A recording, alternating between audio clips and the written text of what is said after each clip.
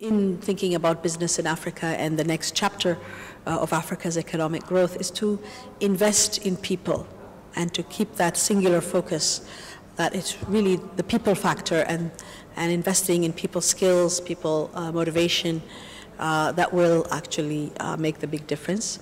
The other thing is to think beyond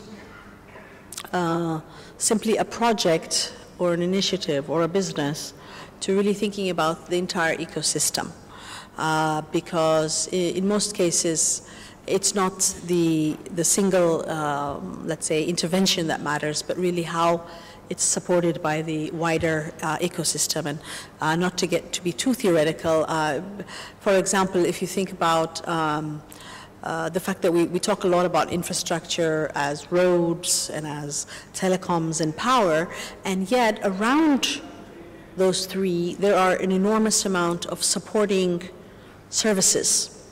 Think of them as infrastructure services that are also critical, and that without which the initial investments often don't yield the same benefits.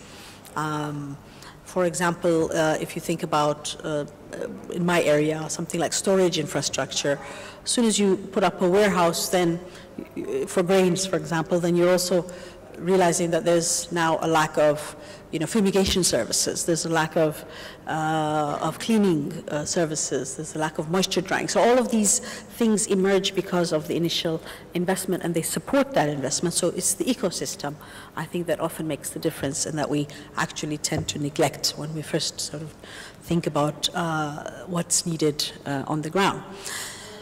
I think this is fairly obvious, but I'll say it anyway. I think we are very much have an optic of investing in the long term. And there's a term that I think now is becoming the flavor of the month, which is patient capital.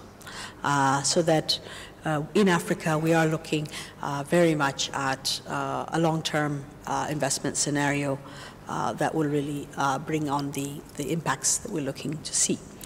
And finally, and this is something that I say a lot, is to think big, to think beyond, to dare to dream. And that is where I think my own experience has been, perhaps for me, very rewarding, is that we really did think outside, far outside of the box, so to speak. And I think that is what we are seeing in many places making the difference. So in finding an African solution, because that is actually the point at the end of the day, is tailoring what we do in this transformation challenge to the reality on the ground. I think the first thing is to make sure that we really understand the need, understand what the people who we're trying to solve problems for, what are their problems, what are their expressed needs. I remember a long time ago hearing an economist that I admire very much, Yujiro Hayami, describing himself as a pedestrian economist, and maybe some of you may recall hearing him say that or speak to that.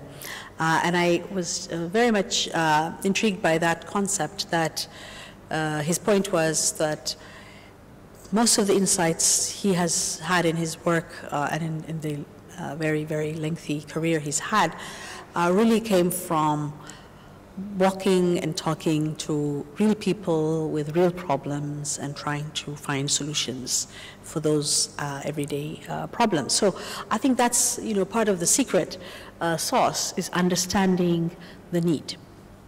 And of course that's where good research comes in, but it's also where being a pedestrian researcher is particularly important. The second piece is to get buy-in, because there's no sense in promoting something or considering one has a solution if nobody else is a part of it. So in a sense, sharing the dream and getting it to be owned by others seems to be a very critical part of the puzzle. And when I say that, I don't want to emphasize one versus the other, but I think we need both the government buy-in as well as the private sector.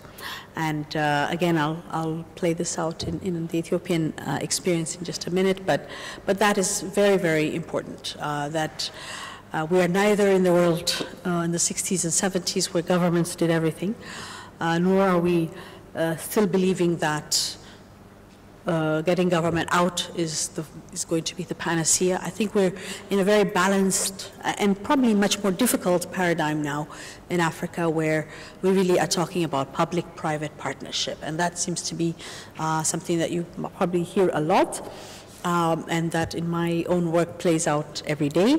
But getting the buy-in and getting the balance right between what is the public sector role and what is the private sector need and interest and motivation is critical. And finally, is to tailor the solution. So it's not good enough to think one knows what needs to be done, but really thinking beyond that to tailoring it, to bringing it to the ground and to adapting it. And that's where I think, especially those of you who are young economists, really should be challenged, is that it's not good enough to bring paradigms or models from elsewhere, what we call best practices. People love to talk about best practices, but I think what's important is to have adapted best practices, to take best practices and then adapt them to the actual environment.